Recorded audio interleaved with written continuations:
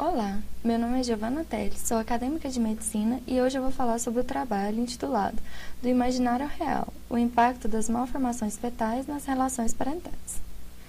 Bom, nós temos 3 formas de gestação, que é o desenvolvimento físico do feto no útero, que é a própria gravidez biológica, a atitude da mãe no psiquismo materno e formação do bebê imaginado em sua mente, que é o próprio bebê imaginário, um dos temas do nosso trabalho.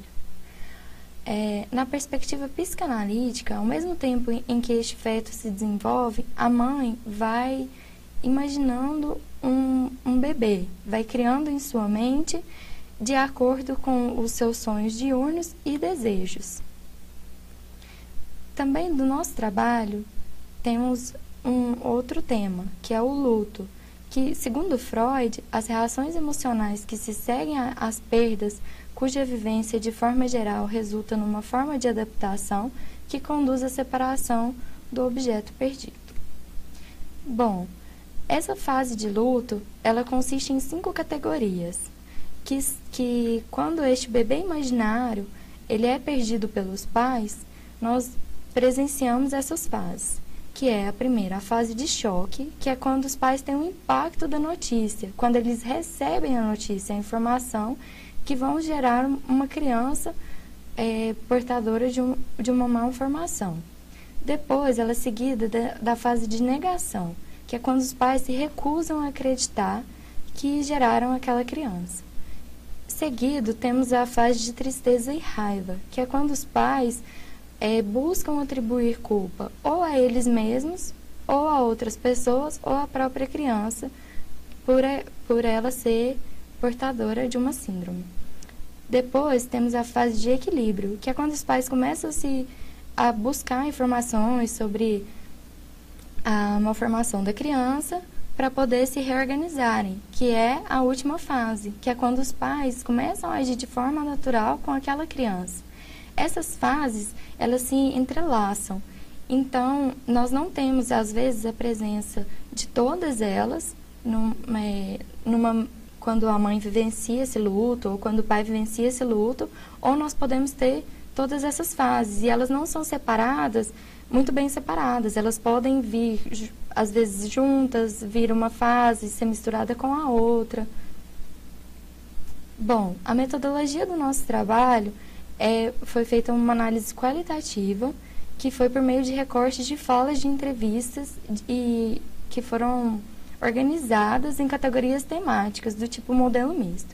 As entrevistas foram feitas com 9 mães, que são mães de crianças portadoras de malformação congênita que repercutem com uma deficiência mental, que são atendidas na Associação de Pais e Amigos dos Excepcionais, APAE, em Anápolis, Goiás, Brasil. Cada entrevista teve duração média de 35 minutos. As participantes da pesquisa são mães casadas, heterossexuais, com idade entre 25 e 41 anos. Nós também buscamos pelos pais, só que não podemos encontrar nenhum deles durante a entrevista, porque nos horários que aplicamos os questionários durante a consulta, nenhum pai apareceu. E o nível de escolaridade predominante dessas mães foi o ensino médio completo. As características das crianças. Tivemos 44% delas com síndrome de Down, 11% com síndrome de Rett, 11% com síndrome de Hörler-von der Spatz e 11% com diagnóstico clínico de síndrome de Kabuki e 22% com hidrocefalia. Não houve um predomínio significativo do sexo das crianças. A maioria dessas mães consideraram suas crianças brancas e a idade dessas crianças variaram entre 8 meses e 11 anos. Como resultados do nosso trabalho, bebê imaginado e bebê real, que foi a primeira categoria, que foi a ausência, nós podemos observar que teve uma ausência do desejo dessas mães de conhecer o sexo da criança, de uma escolha de nome, de uma idealização de semelhanças físicas e comportamentais, como sempre observado na maioria das gestações. Essas mães falaram que imaginaram os filhos dela como perfeitos, sem nenhuma malformação. Eu imaginava que ele ia nascer uma criança saudável, normal, igual as outras crianças, né? Mas não nasceu. Como categoria, o inimaginável. Foi o encontro da expressão dessa malformação como um fato inesperado, que jamais foi imaginado. E teve uma negação do medo na ênfase de pensamentos antecipatórios da realidade indesejada. Nunca passou pela minha cabeça de que eu poderia estar gerando um bebê que fosse portador de necessidades. Nunca. Na categoria ultrassonografia. Nessa categoria, nós podemos observar 2 tipos de respostas das mães. Aquelas mães que, durante a gestação, não tiveram um diagnóstico de que elas tinham uma criança com malformação, elas falaram que preferiram não ter descoberto durante a gestação, pelo medo das reações delas frente àquele diagnóstico. E as mães que receberam o diagnóstico durante a gestação falaram que preferiram ter recebido esse diagnóstico porque elas puderam se preparar para poder receber uma criança com malformação. Na categoria choque, os sentimentos de medo, tristeza e negação são confirmados nesta categoria nas falas das mães, assim como nós vemos na literatura. Então, elas vivenciaram o luto desse bebê imaginário associado ao sofrimento de realidade de um bebê com malformação.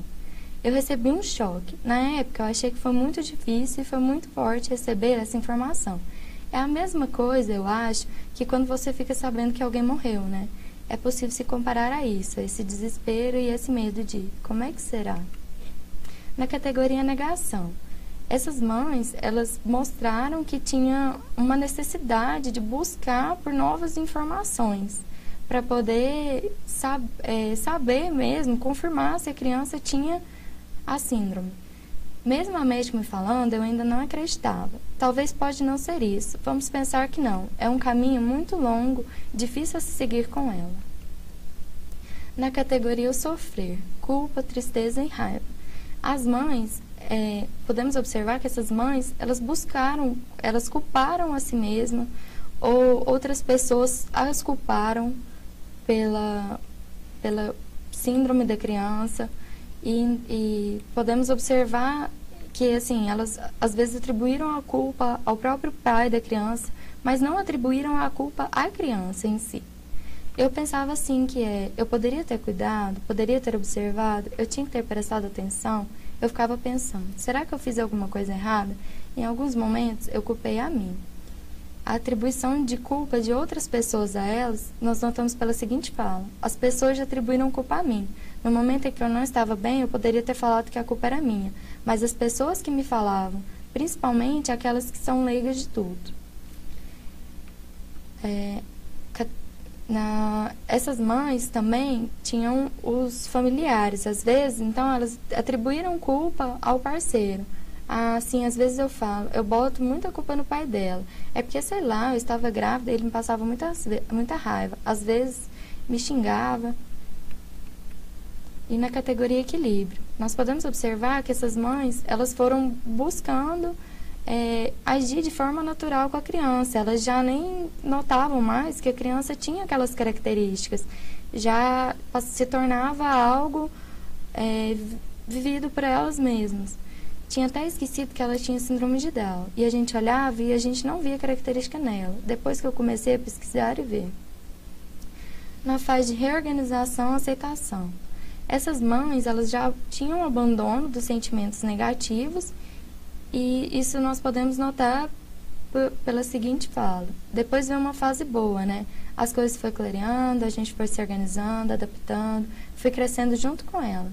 Hoje eu sinto que a Ana Maria, para mim, ela foi escolhida. Eu sou uma mãe especial, né? E também, continuando essa fase de reorganização, não foi identificado um marco temporal para a aceitação dessas mães, para que essa fase ocorresse. Então, não teve assim um tempo. Falar que durou meses, anos, semanas. Foi quando eu comecei o tratamento na PAI, com os 3 meses. Nunca existiu essa parte, esse parâmetro assim, agora nós aceitamos. E também nós observamos que algumas mães não tinham vivenciado essa fase devido à pouca idade da criança, que durante a entrevista. Contribuições para aceitação, amor, esperança e fé. O essencial de tudo, primeiro, a fé. Para a maioria das mães, a fé foi o essencial para elas irem aceitando essa criança. E uma importância do apoio. Muitas mães nos mostraram que apoio em redes sociais, grupos de Facebook, onde elas compartilhavam o que a criança delas tinha com outras mães, para elas irem se ajudando a adaptar aquela criança, a ver o que cada uma iria enfrentar, a como a criança iria se desenvolvendo. A gente até tem um grupo no Facebook que tem mães com crianças com essa síndrome. E tem uma mãe que o que ela acha de diferente, ela coloca para todas ver. As mães comentam, minha filha está com isso. Outras também falaram que muito importante foi o apoio dos profissionais. A APA é um local especializado para receber essas crianças e para dar um suporte emocional para essas famílias. Ajuda muito. Então, assim, todos os terapeutas, médicos, todos me ajudaram muito. Os planos maternos para a criança. Nós podemos observar que as mães, elas fazem planos de acordo com as limitações das crianças. Nunca são planos que excedem a essa realidade. Eu deixo ela fazer os planos dela, porque é com ela que eu caminho. Uma qualidade de vida para ela, a gente sempre quer dar. Tem que ser devagar, tem que ser no tempo dela. Na visão materna da mãe em relação ao pai e ao bebê. As mães falaram que os pais deram um apoio emocional para ela, um suporte, que muitas vezes não deixaram transparecer os seus medos, angústias, a negação de ter aquela criança com malformação. Ele me tranquilizou muito, ele me deu muita força nesse momento. Meu esposo já demorou um pouquinho mais, fui descobrir isso agora há pouco tempo, né? Eu achava que estava tudo bem, ele falava que o chão saiu dos pés dele. Para ele foi bem mais difícil. Ele contou para mim que se culpava muito, que ele falava, por que eu? Mas assim, não demonstrou, não passou isso para mim. Como considerações finais do nosso trabalho, nós percebemos que são novos olhares sobre esse processo de tornar-se pai e tornar-se mãe de uma criança portadora de uma malformação. Não temos muitos trabalhos na área médica sobre este tema, e a maioria dos trabalhos publicados são na área da psicologia. Então, para um profissional da área da saúde, é importante para poder ajudar a lidar com essas mães, que são mães de crianças portadoras de uma malformação, para poder conduzir, a ajudar a enfrentar essas fases, até mesmo as fases do luto, a passar com mais tranquilidade. Então, tivemos algumas dificuldades encontradas no nosso trabalho, porque nenhum pai foi para essas entrevistas, então não podemos falar sobre a visão deles. E para nós, autoras, nós consideramos que é necessário mais estudos que permitam o diálogo entre as diferentes áreas do saber, contribuindo no exercício profissional daqueles que atuam diretamente com as famílias, como o ultrassonografista e o obstetra, que transmitem diagnósticos, e o pediatra, que acompanha as tríades mãe, pai e filho, nos primeiros anos de vida de uma criança. Essas são as referências bibliográficas do nosso trabalho. Do projeto de filho ao filho real, há um percurso semeado de emboscadas. É isso. Então, até breve.